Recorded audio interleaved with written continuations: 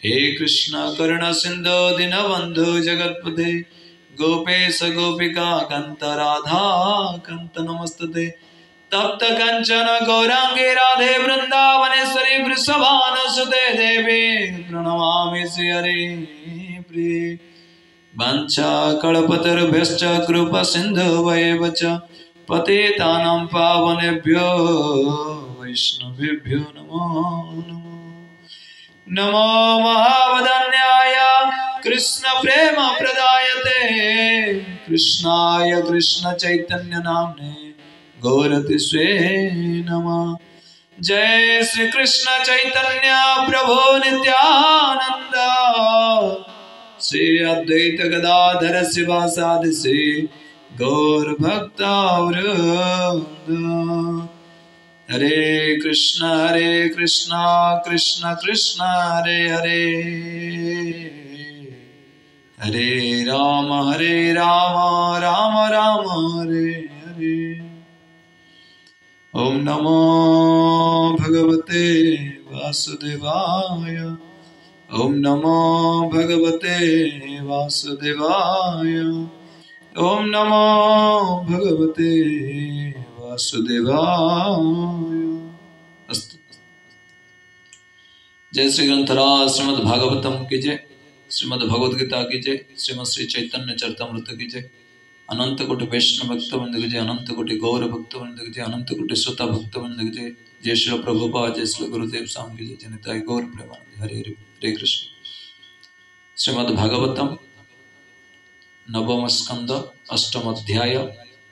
भगवान कपिल देव सहित सगर संतान मानकर साक्षात प्रसंग क्रमे आम्भे माने एही अध्याय रे रोहित वंशधर मानकर वृत्तांत वर्णना करा जायछि।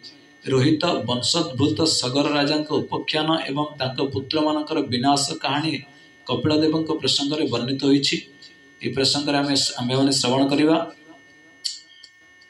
श्री शुकवाच हरितो रोहित सुतश्चम्पास्तस्माद् विनिर्मिता चंपापुरी सुदेव विजया जस्य चात्मजा। आम्भे माने भगवान कपिल देव सहित सगर संतान मानक साक्षात प्रसंगर सारांश सब श्रवण करिबा। सुखदेव गोस्वामी कहउचंती रोहितंक पुत्र हरित एवं हरितंक पुत्र चंप जे चंपापुरी नामक नगरी निर्माण करथिले।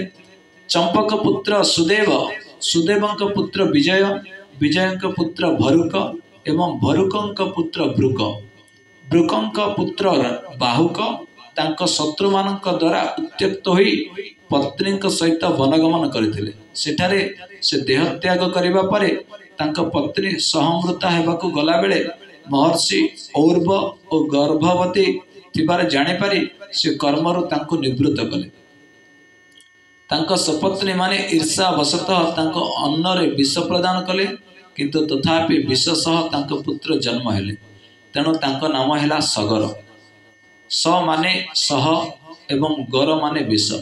महर्षि और्वंक निर्देश अनुसार राजा सगर जवन, शक, दैहय एवं बर्बर प्रभृति जातिर लोकमानंकर संस्कार साधन करथिले। राजा सेमानकु बद्ध न करी प्रवृत्तिर परिवर्तन साधन करथिले। तापरे पुनराय महर्षि और्वंक उपदेश अनुसार राजा सगर अश्वमेध यज्ञ अनुष्ठान कले, किंतु यज्ञ अश्व देवराज इंद्र कर्तुक अपहृत हैला। राजा सगरंकर सुमति एवं केशिनी नाम रे दुई जन पत्नी थिले। यज्ञ अश्व अन्वेषण करिबा समय सुमतिंक पुत्र माने पृथ्वी पृष्ठ खनन करने आरंभ कले।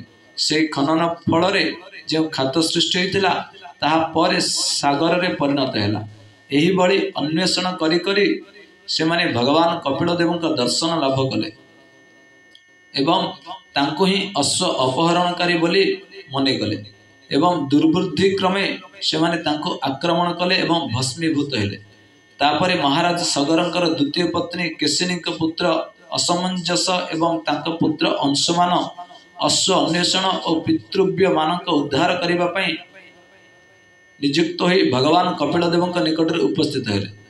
कपिलदेवंकर निकट को आसी अंशुमान अश्व एवं भस्मस्तूप देखा पाइले।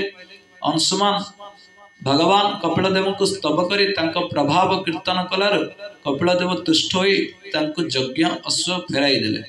अश्व फेरिबा सत्वे भी अंशुमान को दंडायमान देखि कपिलदेव बुझीपारे जे अंशुमान पितृव्य मान को उद्धार पर प्रार्थना करुछन्ते। से समय कपिलदेव उपदेश देले जे गंगा जल द्वारा पितृव्य मानकर उद्धार संभव। अंशुमान तापर कपिलदेव को प्रणाम और प्रदक्षिण करी यज्ञ अश्व सहित से स्थान त्याग कले। सगर राजा यज्ञ समाप्त हेबा परे से अंशुमान हस्तरे राज्यभार समर्पण पूर्वक औरवंक उपदेश अनुसरण कर मुक्ति लाभ कले। ये प्रसंग ही थिला आमर सारांश, प्रसंगर सारांश। जय श्री प्रभुपाद, जय श्री गुरुदेव, अनंत कोटि वैष्णव भक्त वृंद की जय, अनंत कोटि गौर भक्त वृंद की जय। जनिताय गौर प्रेमानंदे। हरे हरि बोल, हरे कृष्ण।